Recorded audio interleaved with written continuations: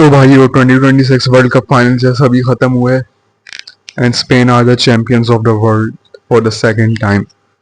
Game की बात करें absolute boring shit full of shit game था, पर वैसे मतलब टेक्निकल एबिलिटी अगर डिफेंस और टेक्निकल उन चीज़ों में तो उन लोगों को इंटरेस्टेड तो डेफिनेटली पसंद आएगा। उस हिसाब से डिफेंस में काफ़ी देखना मिला था। पर अर्जेंटीना ने मतलब अपने साउथ अमेरिकन रूट्स आज के मैच में फुल दिखा दिए फाइनल में, मतलब फुल पैराग्वे यूरोगे की तरह फुल बस पार करने वाली हराम बॉल खेली है फुल ऑन, मतलब और उसने उसने कॉस्ट की है।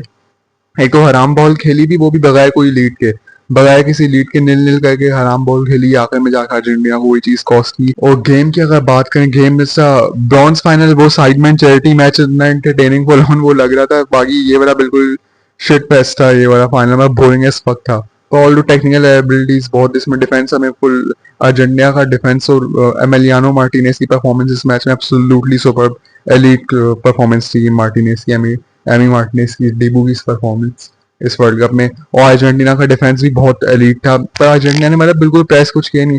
Lionel Messi the greatest of all time no doubt, पर गोस्ट ही इस मैच में प्रॉपर। लियोनेल मेसी की तरफ से कोई प्रेसिंग देखने को नहीं मिली, प्रेसिंग मेरे इक्का दुक्का पास मिले अर्जेंटीना की, मतलब कुछ प्रेसिंग की नहीं। पोजेशन बिल्कुल स्पेन ने सारी कंट्रोल की, पासेस सारे स्पेन ने कंट्रोल किए। मैं 1-0 लग देख के लगे बहुत कंपेटिटिव मैच हुआ ऐसा नहीं है, बिल्कुल वन साइडेड डोमिनेशन थी स्पेन की तरफ से। स्पेन ने पूरे गेम में डोमिनेट किया, ऑल्दो स्पेन की फिनिशिंग वही बेकार है। स्पेन के पास स्ट्राइकर ओयारज़ाबाल की बिल्कुल बकवास परफॉर्मेंस थी। बाकी फरहान लॉर्ड फरहान आके आखिर में आके विनिंग अब गोल मार दिया। अब वर्ल्ड कप में जैसी भी परफॉर्मेंस थी कोई फर्क नहीं पड़ता, विनिंग गोल इनिएस्टा लेवल पे लॉर्ड फरहान पहुंच गए। एब्सोल्युटली वर्ल्ड कप का विनिंग और लोन गोल मारे फरहान तोरेस ने। एब्सोल्युटली स्पेन की फिनिशिंग इस मैच में फारिग थी, वो अर्जेंटीना का डिफेंस बहुत एलीट था, इसमें वो बात नहीं है। पर अर्जेंटीना की मतलब डिफेंस मिडफील्ड भी ठीक, पर अर्जेंटीना कोई प्रेसिंग मिडफील्ड भी कोई प्रेस नहीं करी थी। बाकी अटैकिंग लोग बिल्कुल फारिग, बिल्कुल लियोनेल मेसी वगैरह, जूलियान अल्वारेज सब मतलब गोस्ट करके ही हिट फॉर 90 मिनट्स, वही वाला जी है वो वाली मीम बिल्कुल। Lionel Messi all to greatest of all time है, कोई स्लेंडर वो नहीं कह रहा, पर जो बात है बात है बिल्कुल गोस्ट की है। पर उसको जरूरत भी नहीं, ऑलरेडी वर्ल्ड कप जीता है Lionel Messi, already completed football सब। फाइनल में एक बार फॉर द थर्ड टाइम पहुंच के जरूरत भी नहीं है। पर अगर मैच की बात लियोनेल मेसी ने एब्सोल्युटली गोस्ट की है। जुलियान अल्वारेज का तो पूछो ही ना, वो बिल्कुल गोस्ट। भाई अर्जेंटीना की डिफेंसिव परफॉर्मेंस बहुत एलीट थी। अर्जेंटीना को ये चीज कॉस्ट की, उन्होंने पैराग्वे की तरह जैसा यूरुग्वे की तरह उन्हें मतलब ऐसे बस पार करके हराम बॉल खेली है। वही हराम बॉल क्योंकि एक गोल की देर होती है।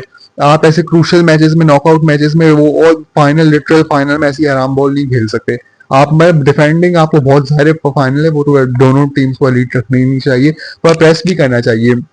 आप ही कोई लीड नहीं, चलो आप 1-0 की लीड पे बैठे हो तब भी बस पार्क करना समझ आती है। लीड कोई है ही नहीं है, नील नील है, उसमें आप बस पार्क कर रहे हो, कुछ प्रेसिंग कर ही नहीं रहे। तो ये मतलब अर्जेंटीना को चीज कॉस्ट की। ऑल्दो स्पेन सुपीरियर टीम थी, इसमें भी कोई डाउट नहीं, स्पेन बिल्कुल सुपीरियर टीम थी।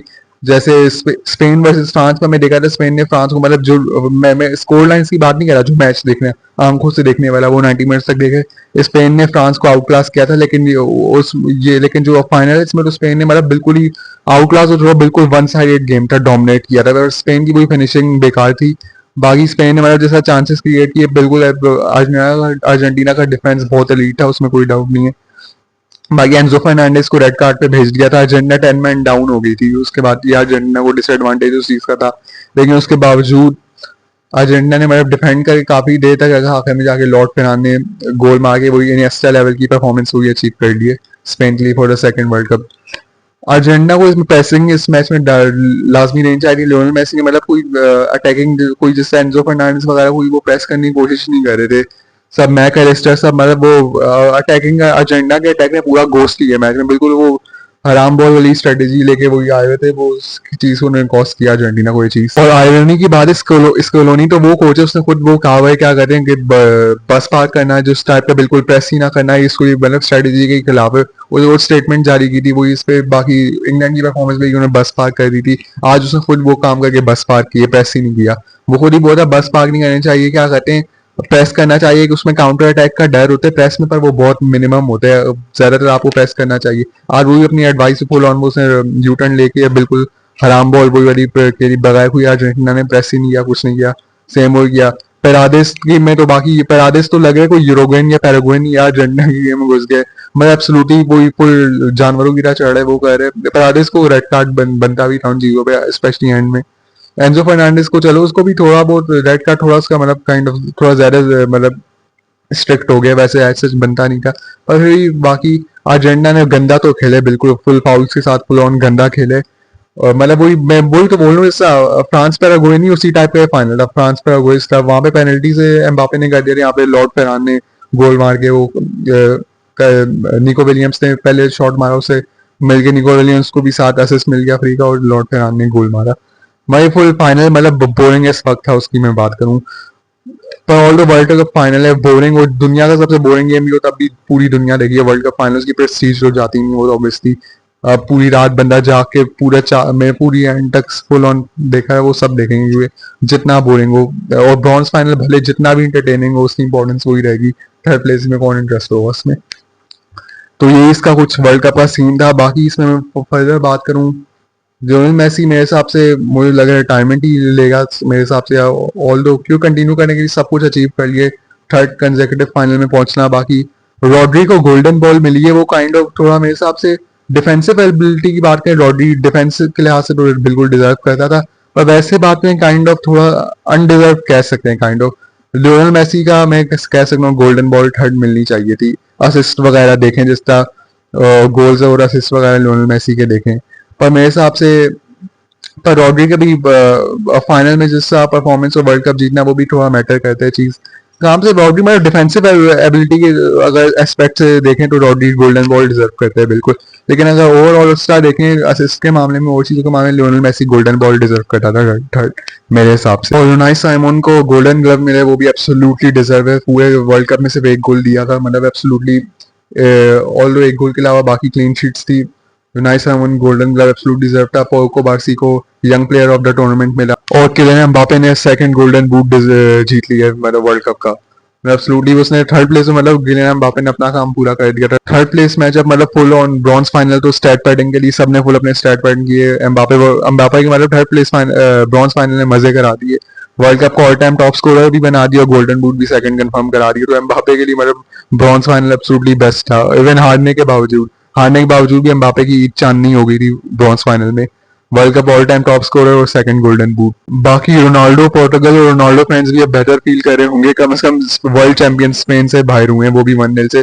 जो 2020 वर्ल्ड कप में क्वार्टर फाइनल में तो मोरक्को से नॉकआउट हो गए थे, वो शर्म की बात थी। पर अभी मोरक्को से भी खैर, मोरक्को भी अच्छी है, काफी जबरदस्त टीम है, टॉप 10 टीम है, ऐसी बात नहीं है। पर अभी वर्ल्ड चैंपियन से मतलब स्पेन से बाहर होना, जिसमें नॉकआउट होना शर्म की कोई बात नहीं है। 1-0 नॉकआउट हुए थे स्पेन से, स्पेन ने आगे जाके फ्रांस को नॉकआउट किया, अब अर्जेंटीना को फाइनल में 1-0 हराए।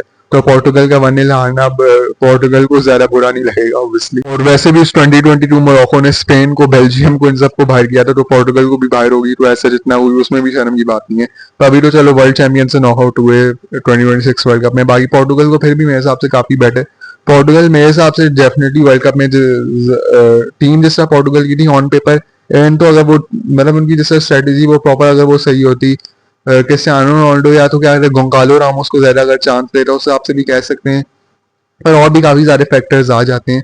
बाकी मैं ऐसे नहीं कह रहा कि क्रिस्टियानो रोनाल्डो भी प्ले टाइम डिजर्व करता था, पर गोंकालो रामोस को चांस देना चाहिए अगर स्टार्ट के बाद अगर वो नहीं हो रहा सब्स्टिट्यूट। और पोर्टुगल मेरे हिसाब से जैसे पोर्टुगल की ऑन पेपर टीम है, उसे वर्ल्ड कप में एटलीस्ट सेमीफाइनल्स तक इजिली पहुंचना चाहिए था इस वर्ल्ड कप में भी, जैसे उन्होंने परफॉर्म किया था। बाकी हाँ, उसमें जैसा जो मेन डीआर कॉन्गो से जो ड्रॉ किया था वो सबसे बड़ा भंटा, अगर उस साइड से क्या करने कोलंबिया से डीआर कॉन्गो से भी इवेंट जीत जाते तो दूसरे साइड ऑफ टेबल में आ जाते, अर्जेंटीना से क्वार्टर फाइनल मिलता। और मेरे हिसाब से मैं तो आर्ग्यूबल बात करूंगा, तो शायद मेरे हिसाब से अगर पोर्टुगल अर्जेंटीना का क्वार्टर फाइनल होता, मेरे हिसाब से पोर्टुगल अर्जेंटीना को हराती। मैं थोड़ी आर्ग्यूबल लगी हो, आप डेफिनेटली डिसएग्री भी कर सकते हैं, तो मुझे मेरे हिसाब से लगता है पोर्टुगल मेरे हिसाब से काइंड ऑफ काफी मतलब अगर ऑन पेपर बात की है काफी वर्ल्ड कप ही मेरे हिसाब से अगर फेवरेट्स की बात में ऑन पेपर तो मेरे हिसाब से टॉप 5 टीम्स थी, तो एटलीस्ट सेमीफाइनल तक पहुंचे। उन्हें जैसे वो मैच आप बोल सकते हैं स्पेन के साथ उन्हें वो मिल गया था फॉरन राउंड ऑफ 16 में, तो काइंड ऑफ उससे कह सकते हैं। बाकी world cup final full on खत्म हो गया, वर्ल्ड कप अगले 4 साल इंतजार करना पड़ेगा 2030 में। भाई स्पेन मतलब फ्रांस के लेवल पे आ गई है, फ्रांस के पास 2 वर्ल्ड कप्स थे, उनके क्रेस्ट पे जैसा 2 स्टार्स थे, आज स्पेन की भी क्रेस्ट पे 2 स्टार्स आ गए हैं। बाकी full on Spain European champions, world cup champions, मतलब Spain full on prime Spanish football का सीन टाइम वापस आ गया है। बाकी यही कुछ वर्ल्ड कप फाइनल था। बाकी वीडियो को एंड करता हूँ। बाकी I catch you next one. बाकी और भी वर्ल्ड कप की अभी और फाइनल पे और भी वीडियोस लाऊंगा, पर भी जल्दी जल्दी मैंने ये वाली फाइनल का ओवरव्यू ये सब चीजें बनाई। बाकी I catch you next one. It's mode of signing off. Thank you.